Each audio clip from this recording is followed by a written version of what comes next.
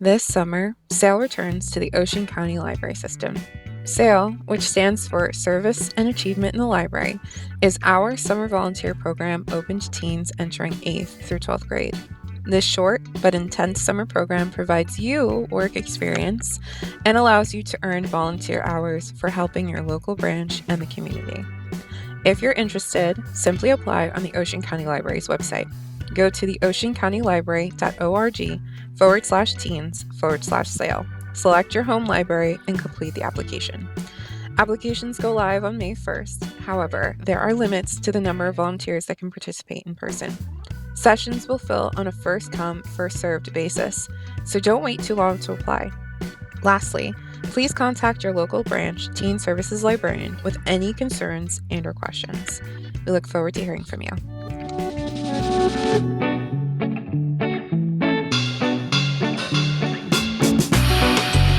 Hello, and welcome to Waves of YA, a podcast focused on young adult literacy, brought to you by the Ocean County Library's Teen Literacy Work Group. My name is Jennifer, and I am a young adult librarian at the Toms River Library. My name's Rachel. I am a young adult librarian at the Barnegat Branch Library. I would like to welcome Eric Smith, a young adult author who has written With or Without You, First Year Orientation, Jagged Little Pill, You Can Go Your Own Way, Battle of the Bands, Don't Read the Comments, The Girl and the Grove, Welcome Home, Ink, and The Geek's Guide to Dating. Eric, is there anything else you would like to add before we get started?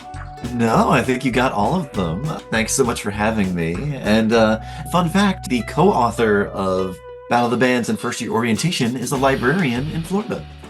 Oh, well, that's wonderful to know. Thank you. All right, I'm going to get started. You've written about different tropes in your books, like You Can Go Your Own Way, Enemies to Lovers, With or Without You, Fake Relationships. Is there a trope you would like to write about that you haven't yet? Ooh, a trope that I haven't explored yet.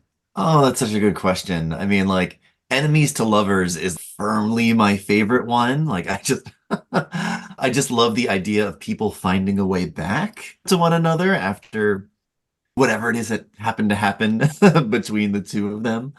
If I had to choose a trope that I haven't dug into yet, maybe. Oh dear, this is a really hard one. Maybe more of a forced proximity romantic trope. Like I did a little bit of it and You Can Go Your Own Way with the snowed-in pinball arcade, but that happens towards the end of the book. Like all the way towards the end of the book. Like I'd love it for it to do that trope right in the beginning, like Yes. trapped together on a band trip or stuck together on a camping trip. Like I love stuff like that. Sounds great. Do you have a favorite rom-com trope? Ooh. I mean, yeah, there's probably the enemies to lovers one. I'm such a sucker for that. But I also love, and I don't know if either of you watch these, but I am gripped by every Lifetime movie that I put on TV. I love the trope of the big city person moves to the small town, Oh, rediscover themselves, and falls in love with somebody that's totally not right for them, but you know, is right for them. Like I love the small town, big city trope for sure. So you must be a big fan of Hallmark movies then. Oh my God, I love them so much. Is a big personal goal of mine to like write a Lifetime or a Hallmark movie. I keep studying scripts. Like I'm gonna figure it out one day. They're just so fun. They're so comforting too. Like you know what's going to happen, but knowing what's going to happen is part of the fun in watching it. 'Cause it's Yeah. just comforting and then you just love it and you fall in love with the characters. No, absolutely.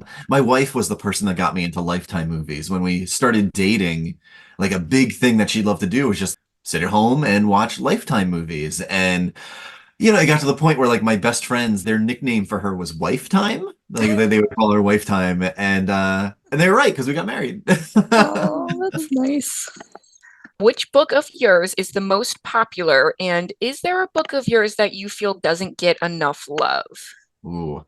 I think by default, Jagged Little Pill is the most popular one right now, just because it's connected to the musical.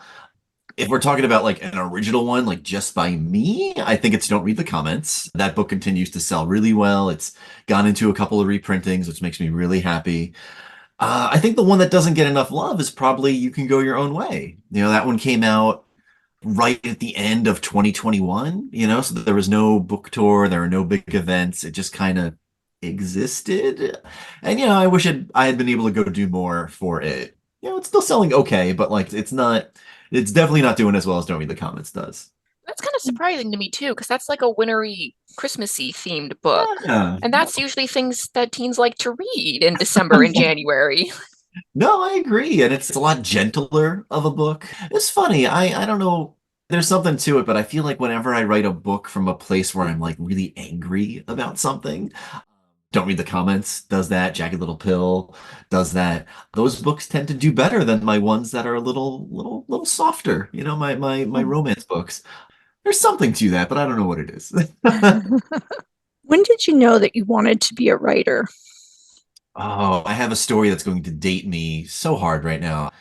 So, my parents were really wonderful in terms of like making sure I got as much as I needed to when I wanted to read. We had piles of those great illustrated classics hardcover books that are like sort of like watered down a little bit for kids that want to read like Moby Dick when you're like 8 years old. So we had a whole collection of those. I devoured all of them when I was little. And my parents noticed that I was like writing little stories in a Trapper Keeper that I had. So they got me this secondhand electric typewriter that had this like little one-line LED green screen thing that looked like a Game Boy screen.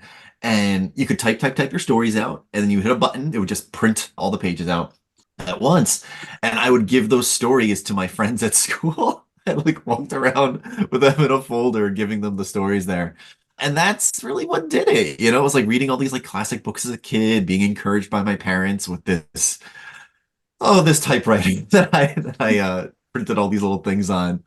Do I hope those stories don't exist anymore? Like I hope my friends don't have them? Yes, I hope they do not still have them. But that joy that I got seeing my friends read my silly stories, like it definitely made something stir up inside. Were the stories based on those classics? Oh no, they were always like based on my friends. Like I feel like Oh, okay. I wrote like fan fiction about my friends. If anyone's listening who likes Bob's Burgers, it was a lot like Tina does, where she writes like friend fiction about like her buddies and the adventures they go on. Yeah, so there's a lot of stories about my buddies solving mysteries and stuff. That's awesome. Did your friends know they were about them?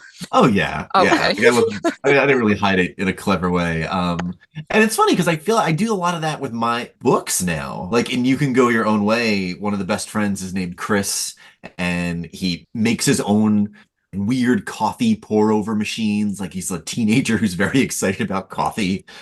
And I remember when I turned that book into my editor, she was like, this is good, but the best friend character, this Chris kid, he's too good of a friend. And I was like, oh, well, surprise, he's based on my friend Chris, who actually makes those coffee machines out of his house. So like I still do put my buddies in my books. And yeah, I guess it turns out they're too good to possibly be fiction. I don't know. Are there any authors who influenced your writing? Oh, yeah, yeah. So as a young reader, Gordon Corman played a big part in my childhood reading. I picked up his books all the time. And then when I started getting more into seeing this as a life for myself, when I was in high school, I started reading a lot of Nick Hornby, which like, he writes about like grown men that have sad problems. So it's not necessarily something a teenager can relate to. But the way he wrote about guys having big feelings really affected me as like a 16-year-old who was a guy that had big feelings. And like I hadn't really seen that in the books. A lot of the books I had read and the movies I was watching, the TVs I was watching, it just showed men being tough. And his books, it was like, oh, there's nothing wrong with me, that I'm very sensitive. This is really good. So like Nick Hornby's books had a big role there. And then when I decided to get into writing YA books, I really didn't start doing that until I was like in my late 20s. And people like Susan Dennard's books, Beth Revis, John Green, there's someone else I'm forgetting, Zoraida Cordova. Their books were sort of the ones that, I don't know, got me back into it, after years of being away from that space. And now these days I'm just trying my best to be like Jeff Zentner. Like every book he writes is brilliant and beautiful. And like, I want to be him when I grow up, even though he's only like 4 years older than me, I think. So you always knew that you wanted to write realistic fiction? Yes and no. So like my first two YA novels were epic YA fantasy. That was where part of my heart was because again like Susan Dennard's books or Cordova's books and like the books I read as a kid, especially like I know Michael Crichton isn't fantasy novels, but like his like sci-fi books really got me into genre when I was younger. That sort of influenced me going there. And like after those books, I was struggling a lot to figure out what to write next. And I remember my wife told me that she thinks I do my best writing when I'm writing about what I really care about. Right. And like my fantasy novels, I loved my two fantasy novels, but I wasn't really trying to say something with those books. For me, they were fun and I was more interested in the world building. And she pushed me and she was like, your writing is a lot better when you're writing about adoption and identity and the things that are important to you. And that's how The Girl in the Grove happened. So like my push more towards contemporary and realistic books really had to do with my wife being encouraging because she is amazing. And then also finding ways to dig into the stuff that's so important to me.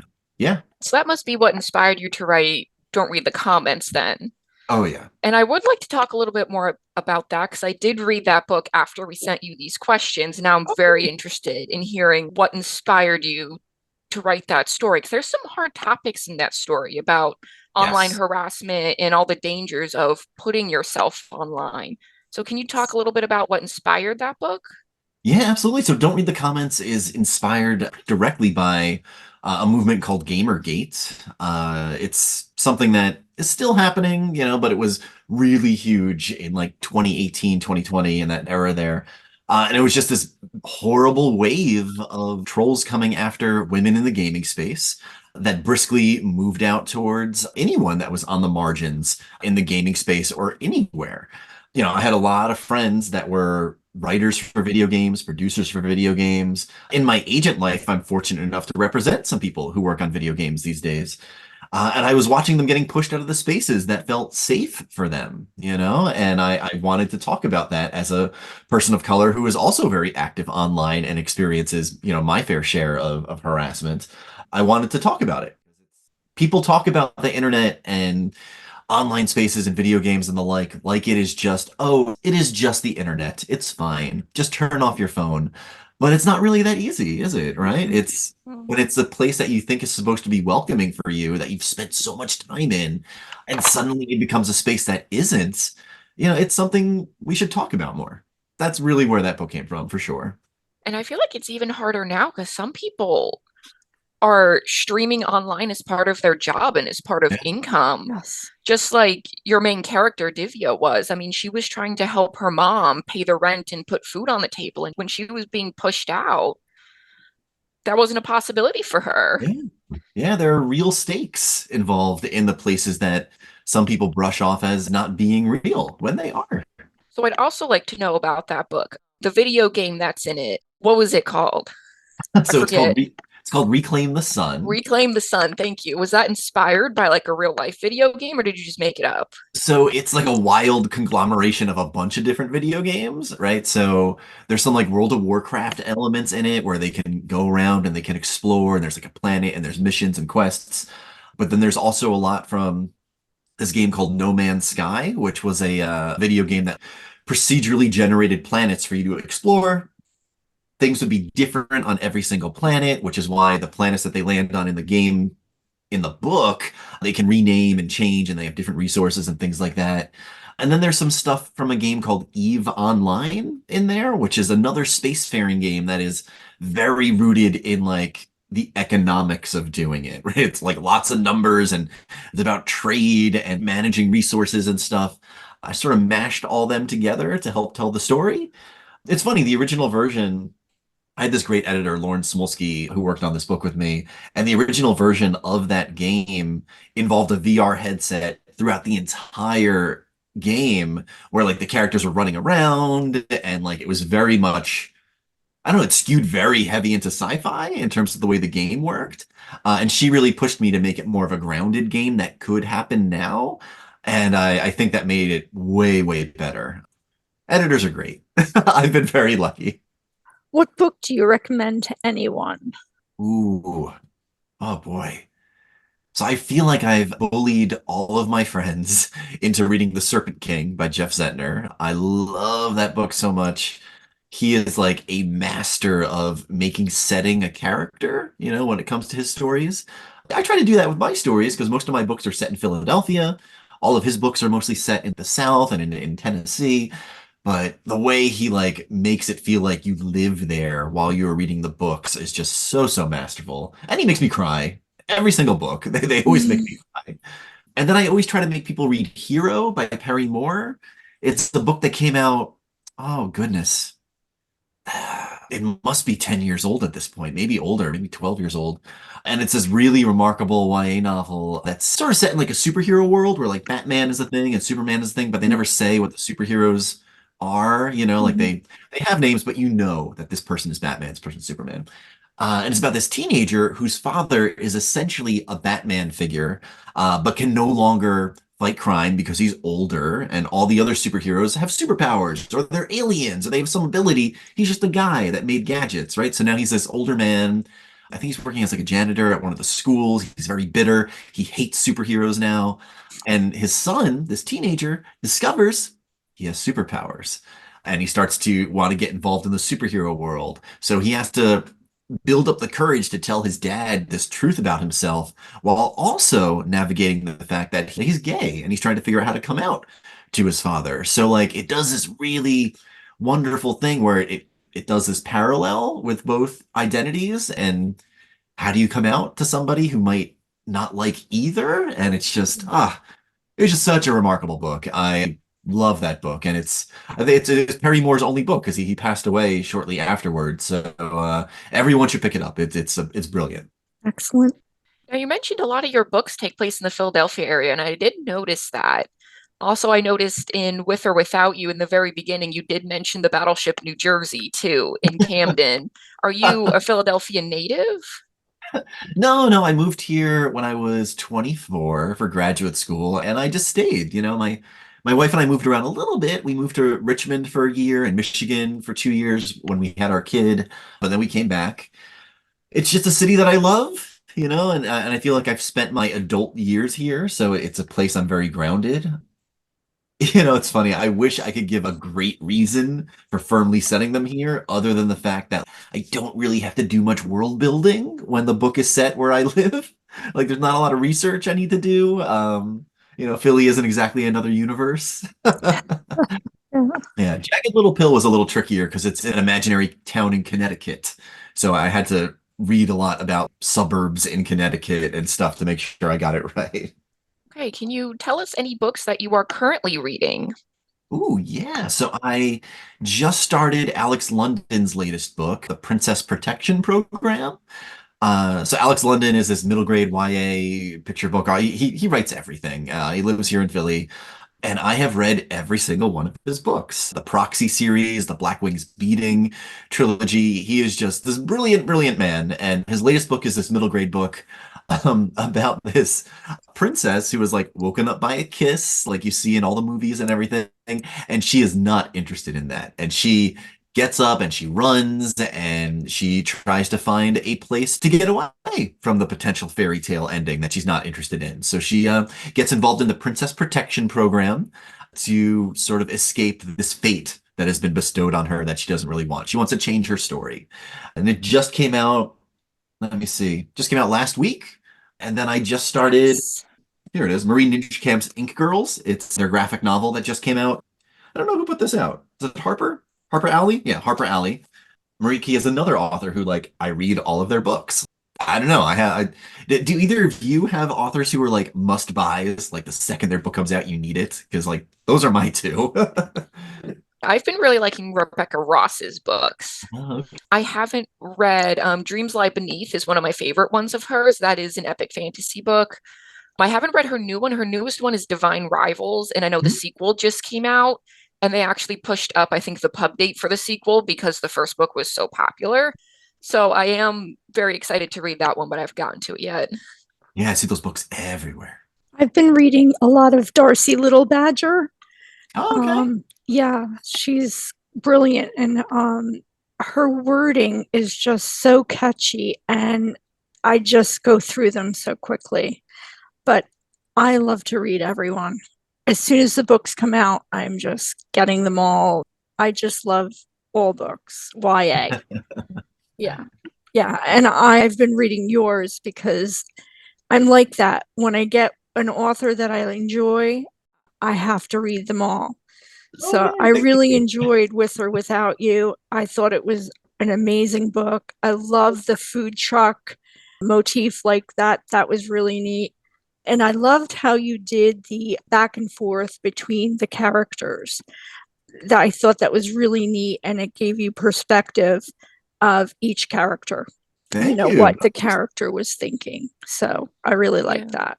Yeah, And the I I feel book. like like that you didn't have to tie it up in a bow. Everything didn't have to be perfect by the end. So that was neat. No, thank you so much. I think With or Without You is the book I did the most research on out of all of my books because I kept trying to get somebody to let me in their food truck in Oh, Philly, and okay. no one would let me in their food truck. No. I guess maybe it is kind of weird to have some like bearded guy like, hey, let me in your truck there. No one would let me in, so I had to watch a ton of YouTube videos about Okay. food trucks and how it works inside. And it was a lot, but it was fun. Now I know too much. Yes, yes. No, it was wonderful. Yeah, and what you said about the endings, I definitely felt that way after I finished. Don't read the comments. I don't want to give away any spoilers for anybody that wants to read it, but Yes, the ending was very nice. And it right, wasn't exactly like what you'd expect the ending to be, but I was very right. happy with it. Yes. Thank you so much. What are you working on right now? Is there anything you can share?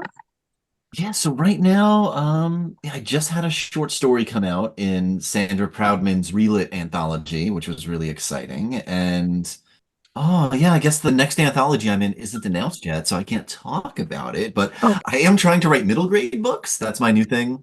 okay. I've been working on a co-written one with a couple of friends that I think my agent is going to start sending around soon, which is exciting. Wonderful. So I'm hoping that's my next step is to start writing middle grade stories. We'll see. Sounds wonderful. So, is there anything you'd like to promote before we sign off? Either something that's coming out soon or your newest release? Yeah, I mean, I guess With or Without You, right? So it came out back in November. It's a Junior Library Guild pick, which I was very, very happy about. For the listeners who maybe didn't get the whole story while we've been chatting, it's a YA rom-com about two teens who work in quote unquote rival cheesesteak trucks. But the reality is that they're very close, and it's all been engineered by their families. And what happens when suddenly they have to act like they hate each other all the time when a reality show wants to focus on the relationships between the trucks in South Philadelphia. Yeah, it was a lot of fun to write, a lot of reality show stuff. It's a book that was very inspired by watching so much reality TV during the pandemic and just being like inside with my wife and learning about all these shows and how so many people sometimes think reality television is very shallow when the when the reality of the situation is that sometimes they can tell really powerful stories. So Yes. yeah, don't sleep on it. If I could shout out one more thing, in my agent life, I'm very fortunate to represent a lot of young adult authors. So I'd love it if everyone keep their eyes out for Icarus by Kay Ancrum. It's a YA novel that comes out in March. It's also a Junior Library Guild pick. It's gotten 3-starred reviews across trades, and it is this amazing YA novel that's basically like if someone wrote The Goldfinch, but it was a young adult book. And it's so beautiful and so wonderful, and I hope it takes off the way it deserves to. I have Great. to keep my eye out for that one because I think I've been seeing that book being promoted on my Bookstagram accounts and things like that. So I'd have to keep my eye out for that one. Thank you. No, my pleasure. Yes.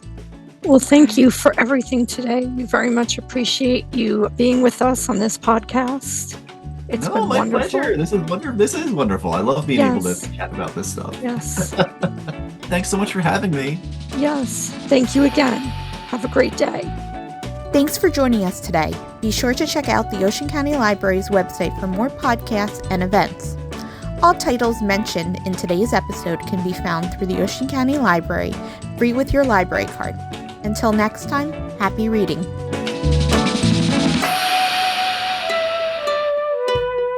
This summer, S.A.I.L returns to the Ocean County Library System.